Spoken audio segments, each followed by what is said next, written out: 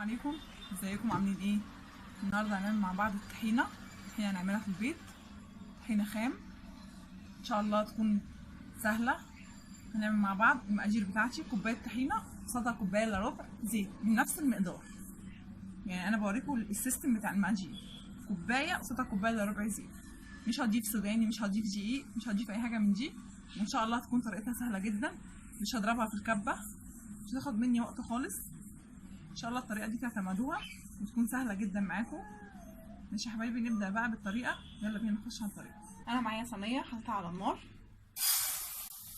انا يا دوبك عايزه السمسم يدفى يسخن، مش عايزاه لونه يتغير، يعني نحاول ان احنا ما نخليش لونه يتغير. انا هبدا بقى ايه ادفيه على النار كده. اهم حاجه السمسم يسخن معاكي. هو لما يسخن معاكي تيجي تضربيه في الخلاط يتضرب معاكي سهل جدا. انا عايزه السخونيه فقط، مش عايزه ان انا اغير لونه. نحاول ان احنا ما نخليش لونه يتغير عشان الطحينه ما تغمقش مني.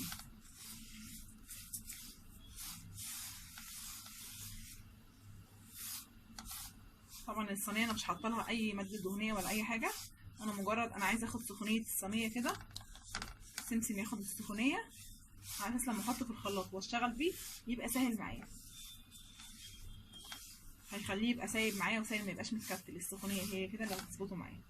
انا خلاص حمصت السمسم سخنته اهو معايا. هبدا بقى انزل بيه في الخلاط، انزل بحبه حبه عشان الخلاط يبدا يشتغل معايا، واقلب برده بالمعلقه اثناء ما انا بضربه في الخلاط. يلا بينا. انزل بشويه زيت على شويه سمسم. طبعا السمسم لازم يبقى سخن.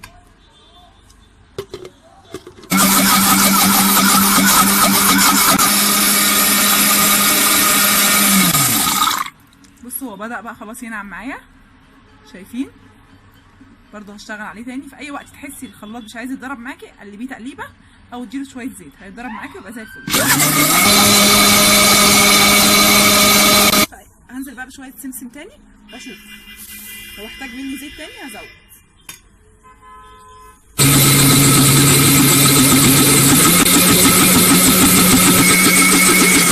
بصوا بقى في المرحله دي هضطر كده ازود شويه زيت.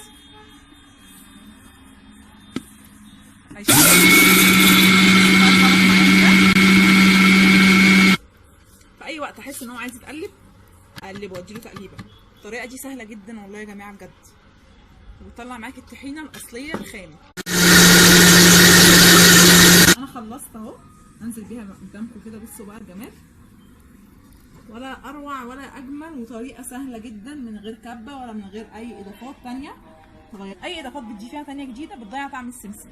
الدقيق انت لو عايزه تعمليها اقتصاديه ضيفي دقيق، حمصي شويه دقيق زي ما بنحمص كده الدقيق السمسم، نحمصهم ونضربهم الاثنين بنفس الطريقه كده في الخلاط.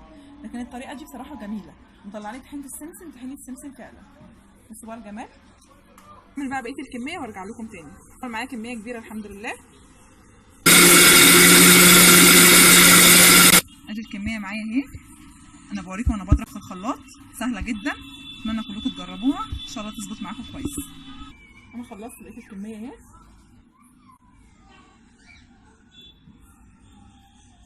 انا خلصت يا حبايبي الكميه بتاعتي اهي.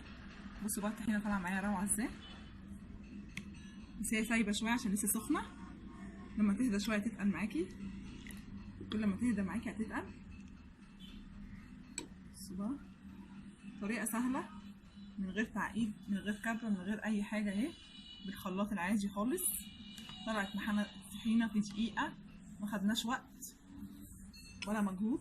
بصوا بقى